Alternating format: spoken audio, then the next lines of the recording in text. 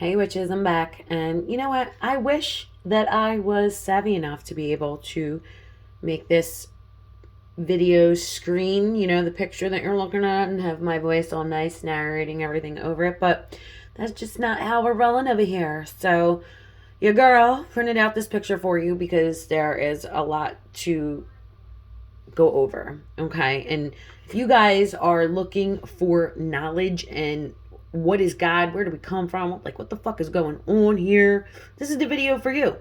Also, if you are of a Catholic or a Christian background and you still hold that faith, you probably want to click out of this video and keep it moving because your cognitive dissonance will definitely set in and that will result in you attacking me in the comments. And I am petty as fuck. So let's just keep it moving here. So these little videos, these series where I dissect certain things, and the alchemical meaning of things, I want to call it hood hermetics. Okay, so here we go. We got the white lilies. The white lilies with Mary is like one of the number one things that is an indicator that God is a woman. And God was the chicken that came before the egg, and it was a woman that came before anything. And this woman, they call it the black woman. Now, none of these things are people. This is the personification of the process, okay? They're explaining a process to you, okay? And you know what? You might be wondering why the fuck I didn't put this in a holder, but it kept falling over. I tried, okay? So just bear with the shaky camera and just take the info, okay? Stop judging me, all right?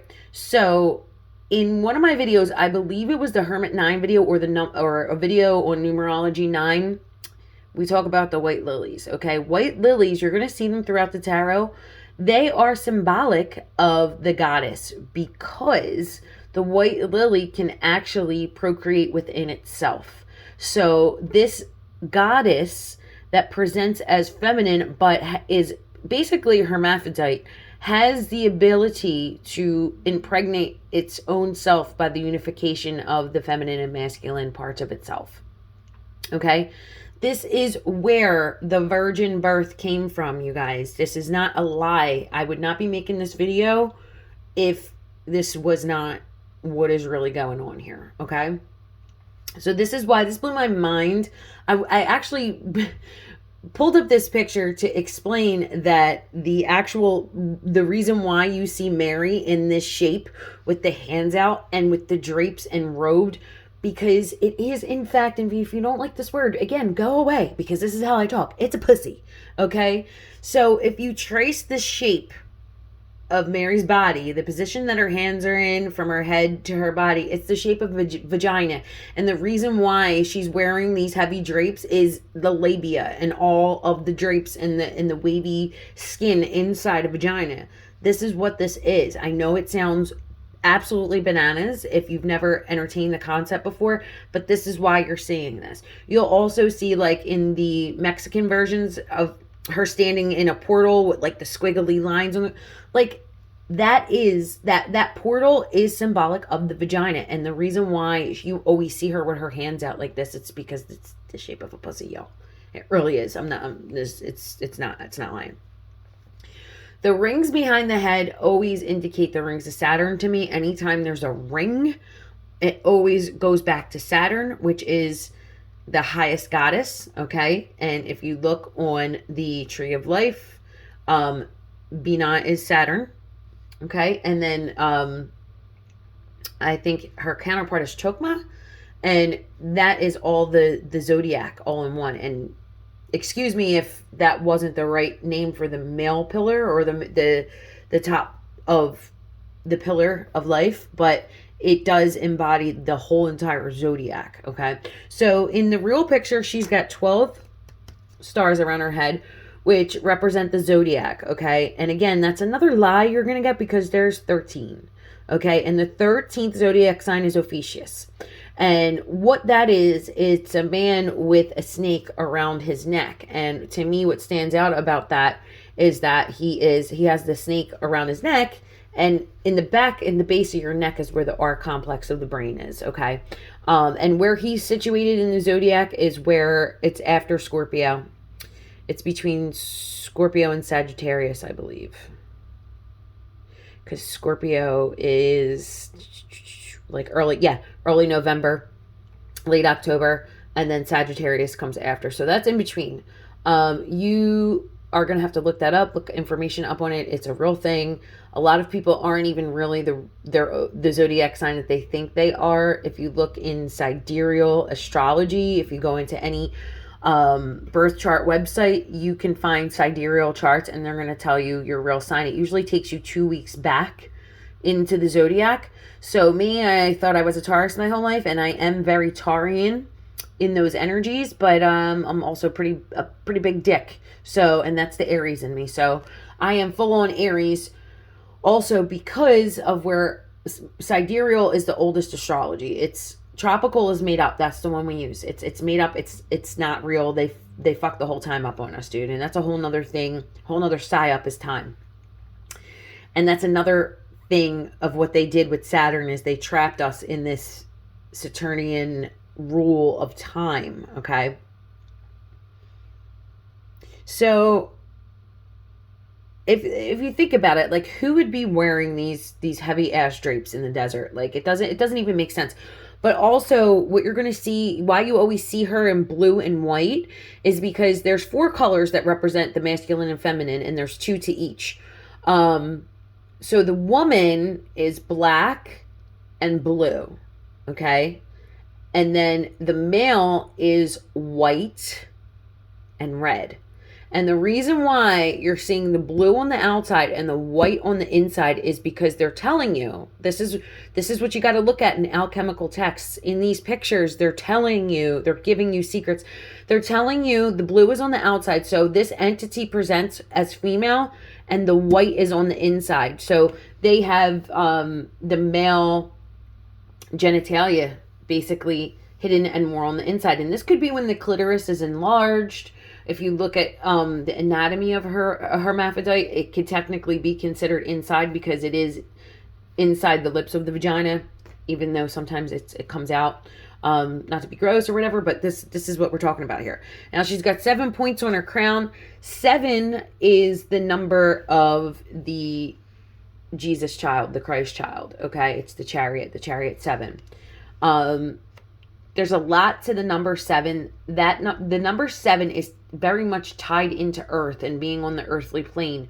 We have 7 notes in music. We have 7 chakras. We have 7 days of the week.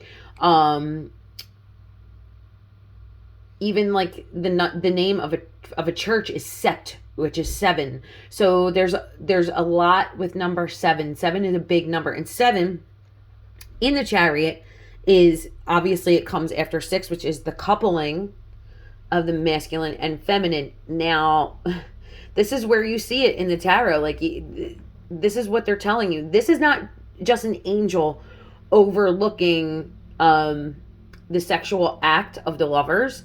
This is this female entity, this female presenting entity, uniting the male and female genitalia within itself to produce. Okay, so in the stories of old, like the old mythologies, it's the greatest story ever told. Okay, you have the goddess. The goddess is impregnated in a virgin birth. She impregnates herself. She gives birth to the sun, okay? And she ends up coupling with the sun. And the sun impregnates her. And during her impregnation, late into her pregnancy, the sun dies. Her first son dies, okay? And he comes back to life in her womb. And it's basically the regeneration cycle. And that is the story of old. This is why you have the virgin birth, okay? And it seems kind of, you're like, oh, why would the mother be with the son? Because they're not people. This isn't really people, okay? You got to get the people part out of your head. These gods are not people. They're letting you know that this is a process, okay? Also, what you guys need to be looking at specifically is etymology. You guys got it. There's so many answers in our language. You're going to uncover a lot of stuff, okay? For one, and I've talked about this before, like, you want to look at French, you want to look at Spanish, you want to look at Latin, and English. a lot of these answers are in these words. Just start decoding the words that you're using, and then you'll find answers. Like, for instance, like we kind of like look in the U.S. here. We look at doctors as like gods, right? Like we respect them so much. We put them on the highest pedestal. And from doctors, you get a diagnosis. Now, in Spanish, the DIA, dia, Dios míos, okay, is God, okay? And gnosis is nose. So when they're giving you a diagnosis, it's coming straight from God. God knows. And we don't question that. We get this diagnosis and we're like, all right, you're a big deal, big shot guy that knows everything more than me and more than anyone else. So yeah, we're going to go with that. So diagnosis, okay? You have other things like the word matter, mater, mother, matter. They're all very similar, okay? So matter is one of the things that we're made up of, okay? That's the stone, the earth. And we have minerals, and we have to keep putting these minerals back into our body for us not to have the oxidation process, or to slow down the oxidation process. Okay, if you guys study alchemy, you're going to learn this. And you don't have to be in a lab, dude. Alchemy is everything. It's all around you. It's everything. You can read about it. You could see it in the tarot. You could decode it in pictures, or you can make oils from plants and separate the properties in plants, and you can learn the process of alchemy in that way as well. Okay? So that's what's going on here, dude. That's the secrets that's in this picture. Now there's got to be a reason to me that the light is coming out of the back of her hands and not the palm of the hands, because I'm just dropping so much shit on you guys. The palms of your hands are energy centers, okay? They're energy receptors, and so are the bottoms of your feet. When you really get into like really decoding mysteries of earth and like how everything's a lie, the mocking is just the way that these creators mock us is ridiculous. Okay, for one thing, for instance, we all know as spiritual beings to ground and to go outside, and we're electrical beings, right? Electricity is the thing that powers our body in our solar plexus. That's where our electrical charge is. Okay, that's why, like, when we die, they try and charge us up real quick. They try, like, we're literally fucking robots. I can go into, like, we're meat robots. But anyway, so they charge you up, right? So technically you would need to go out in the sun without shoes, raise your hands to the sun, and keep your feet on the earth, not concrete. It would have to be like sand, grass, dirt, that type of thing. And you would get the electrical current from below and above, and that would literally charge yourself up. That's why you see people doing yoga and they're doing it on mats, but you know what? They're doing it on rubber mats. So even if they are on grass, their feet should technically be on the grass. You do not want to use rubber. Rubber is specifically put on the bottom of our shoes to stop the electrical current from going from the earth into our body from our soles of our feet, right? The soles of your feet, your soles in your feet, right? So the electrical charge is coming through the soles of your feet. But what I found is mocking and really funny is that the electrical current is the Schumann resonance, okay? And what did they make to stop us from receiving the Schumann resonance through our feet? Shoes, motherfucker. Shoes, okay? Schumann, shoes. I just think it's funny. You're going to find a lot of stuff like that. Okay. Another thing is, when you see praying hands, okay? When you see praying hands, so the energy centers are stopped because they're pushed together. You're closing your hands, you're closing your energy center, and you're becoming prey by praying, okay? This is it's all there, dude.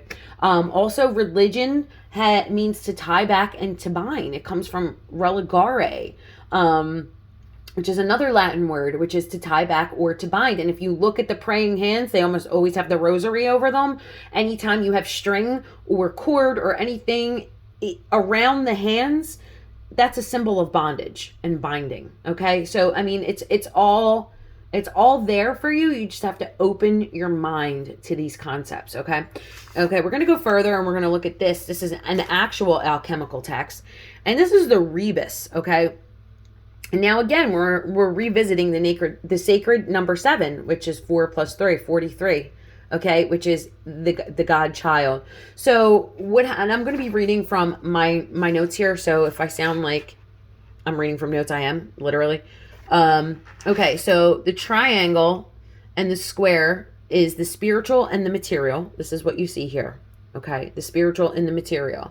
So the square is the material and the triangle is the spiritual. So this is the symbolizing the spiritual and the material. Okay. I personally believe that when you see a winged serpent, you're coming out of that reptilian brain. Okay. The reptile is always the knowledge of the flesh and the knowledge of earth, the knowledge of the lower realms. That's why the snake crawls on its belly. So when the snake becomes winged, it becomes godlike. Okay. Because it has the knowledge of God. We have the symbols of the planets. That would be to the left on the bottom would be Venus. And then we have Mars. We have Saturn and Jupiter, and also Mercury up top, and the sun and the moon. And the funny thing is Mercury's up top. Listen, Mercury is your dude. Mercury is the dude. Mercury is everything. The reason why they had Quicksilver under temples is because Mercury is the base magical component of alchemy, okay? So this is actually called the rebus, okay? Rebis. And in alchemy, the result of the great work, this is what you're doing. You're doing the great work when you're practicing alchemy. The result of the great work is the hermaphrodite or the rebus. Rebus is the Latin word respina, which means double matter. Okay. This happens after you complete the process of putrefaction and purification, separating opposing qualities, divine feminine and masculine. Those qualities are then united in what is called the divine hermaphrodite, a reconciliation of spirit and matter. Okay, the divine hermaphrodite is God. It's the Mary picture that I was showing you. And another thing that I want to point out, okay, why is this name Mary? Like, in Jerusalem, you probably never find the name Mary. It's like an American white girl name, right? And also, why is there 2 Marys? So I want to circle back to that really quick, because the reason why there's 2 Marys is, remember when I told you Mary, mother, gives birth to the son, and then the son couples with Mary again, with mother. So they're subtly telling you, I mean, we know that supposedly Mary Magdalene was Jesus's wife on the low, okay? So he's coupling. This isn't Mary Magdalene. This is Mary, because Mary disappears pretty much. I think, like, Mary Magdalene and Mary are both the same person. That's just my take on it, and I think they're trying to tell you that, because why would you have 2 Marys, number one? And why wouldn't his mother and his wife or his disciple have 2 different names? Like, that just doesn't make sense. And Mary, Mar, M-A-R, means water. And we know that the 2 feminine essences, matter is earth and Mary is water. And those are the 2 feminine essences or elements. Then we have fire and air, okay? And those are your masculine elements. Now, elements, if you want to break that down, El, if you look into what El means, El always means God, and ment is mind. So these are God minds. These are intelligent forces, okay? Your elements, your 4 elements. So the winged globe is ascension. And then he's got the square and the compass. Look at that. He's got the square and the compass there. So you also have Greek mythology. So there's a story in Greek mythology where Venus and Mercury meet and they make this beautiful, gorgeous child, and its name is Hermaphroditus. It was like the perfect child. And then a nymph, it's always the nymphs in these stories. A nymph fell in love with hermaphroditus and prayed to the gods that they should never be parted, and they were actually meshed together. And basically, hermaphroditus took on the feminine physical traits of the nymph, which was basically titties and the feminine anatomy. So that's the story of that, and that's where when Mercury and Venus mate.